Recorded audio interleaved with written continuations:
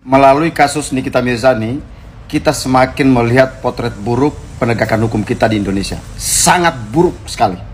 Kriminalisasi ini sudah terjadi di seluruh level. Bagaimana kita bisa dipertontonkan dengan penegakan hukum yang begitu brutal?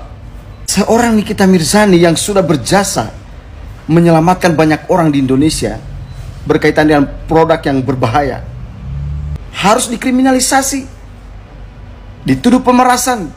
Kelihatan sekali kasus Nikita Mirzani ini kasus yang dibuat-buat, kasus yang dipaksakan. Saya lihat kasus ini memang pelapornya banyak uang. Yang melaporkan Nikita Mirzani ini memang banyak uangnya. Dan kita patut curiga, seandainya yang melapor ini tidak ada uangnya, barangkali kasus ini tidak sebesar ini.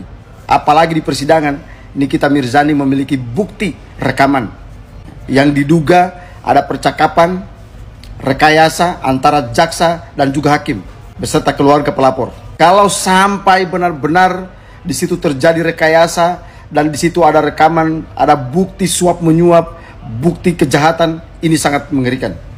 Ini kasus ya melibatkan selebritis. Pasti seluruh warga negara Indonesia menonton. Semua level. Anak-anak, pelajar, mahasiswa, ibu-ibu, orang tua, semua nonton. Dan kalian mempertontonkan penegakan hukum yang buruk sekali, yang brutal sekali. Saya tidak melihat Nikita Mirzani. Saya melihat proses penegakan hukum dimanapun sudutnya. Saya akan pantau dan saya akan terus cermati. Jangan bikin malu. Saya justru dalam kasus ini saya meminta Presiden memberikan abolisi terhadap Nikita Mirzani. Hentikan itu. Dia berjasa kok. Dia berjasa menyelamatkan banyak manusia di Indonesia.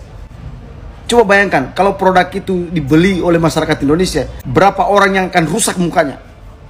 Coba kita analisis sedikit kasusnya. Kita cek pasalnya. Ternyata masuk pasal pemerasan. Loh, pemerasan itu kan harus disertai ancaman. Bagaimana seseorang korban harus terancam? Bagaimana terancam? Dia sendiri yang menghubungi orang, dia yang aktif. Pasal pengancaman itu seseorang korban itu harus ketakutan. Ketakutan di mana? Dia yang cari orang. Dia yang cari. Dia yang aktif di sini. Harusnya dia yang diproses hukum.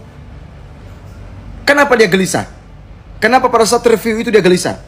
Kalau dia tidak melanggar hukum, kalau dia tidak melakukan kejahatan hukum, pasti tidak takut. Tapi karena melanggar hukum, karena melakukan kejahatan, maka dia ketakutan sampai mencari cara untuk menghentikan review Nikita Mirzani. Itu berarti ada pelanggaran hukum di situ. Harusnya polisi, harusnya jaksa cari dan kejar produk-produk yang berbahaya. Harusnya penegakan hukum itu cari yang melakukan kejahatan hukum terhadap rakyat, terhadap masyarakat, terhadap orang banyak. Bukan mengejar Nikita Mirzani. JPU, hakim, harusnya kalian malu lah. Di persidangan kita tonton, kita lihat, kita saksikan secara langsung. Aduh, ampun deh. Sampai lari begitu, sampai ini dan lain sebagainya. Gerasa gerusu dan lain sebagainya. Kenapa tidak diputar saja itu rekaman? Putar aja rekamannya. Kenapa ketakutan?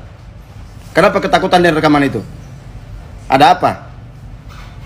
Putar saja pengadilan, putar. Kenapa harus diundur-undur?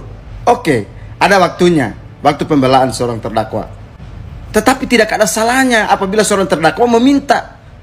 Kan tidak ada salahnya meminta pada saat itu.